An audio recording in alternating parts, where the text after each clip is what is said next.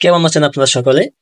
ভালো থাকারই কথা, কারণ সামনে 31st নাইট আসতেছে। সেই উপলক্ষে আপনারা অনেক আনন্দ উল্লাস উদযাপন করবেন। তাই তো আপনাদের মন মানসিকতা, শরীর স্বাস্থ্য সবকিছু ভালো থাকারই কথা।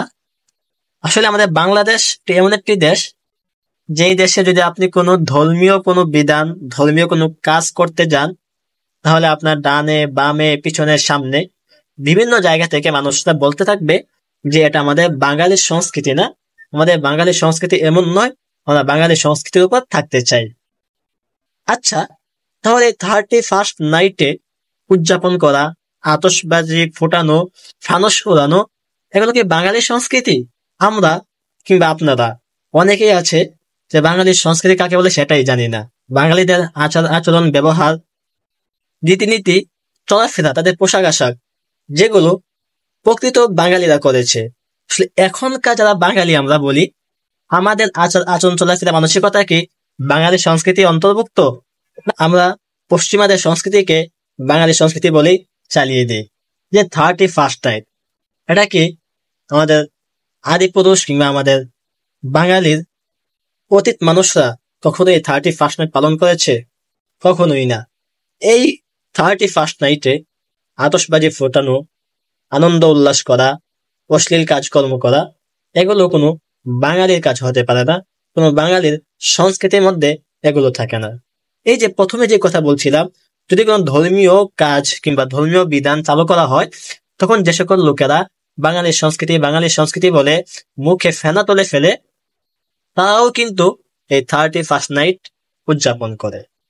তখন তারা বলে না এটা পশ্চিমা সংস্কৃতি। আর একটা বিষয়, যে আমরা যখন নতুন কোনো বছর শুরু করতে যাই, তখন আমার আপনার সকলেরই আশা থাকে যে বছরটি সুন্দরভাবে কাটুক, আমি যেন এই বছরে একটি সফলতা অর্জন করতে পারি, যাতে করে এই বছরটি আমার শান্তিতে কাটতে পারে।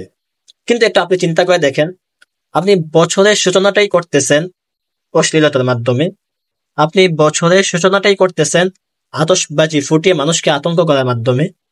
আপনার যে কাজটা সূচনাই হয়েছে মানুষকে কষ্ট দিয়ে, যে কাজের সূচনাই হয়েছে মানুষকে আতঙ্ক করে, যে কাজের সূচনাটাই হয়েছে অশ্লীলতার মাধ্যমে, সেই কাজটা কি ভালো হতে পারে?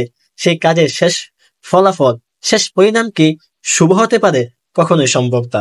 সুতরাং যেই বছরটি আপনি অশ্লীলতার মাধ্যমে, আতশবাজি ফুটিয়ে মানুষকে আতঙ্ক করার মাধ্যমে শুরু করতেছেন, সেই বছরটি কি আপনার ভালো যাবে? সেই বছরে কি আপনি কোনো সফলতা পাবেন?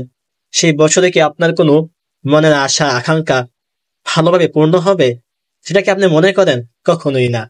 তাহলে আসুন আমরা এই 31st নাইটে অশ্লীলতা, পশ্চিমা সংস্কৃতি বাদ দিয়ে আমরা ধর্মীয় ভাবে নতুন একটি বছরের সূচনা করি। তাহলেই আমরা আমাদের নতুন বছরের সূচনাটা সুন্দরভাবে করতে পারবো এবং ইনশাআল্লাহ আমাদের 2025 সাল খুব ভালোভাবে কাটবে।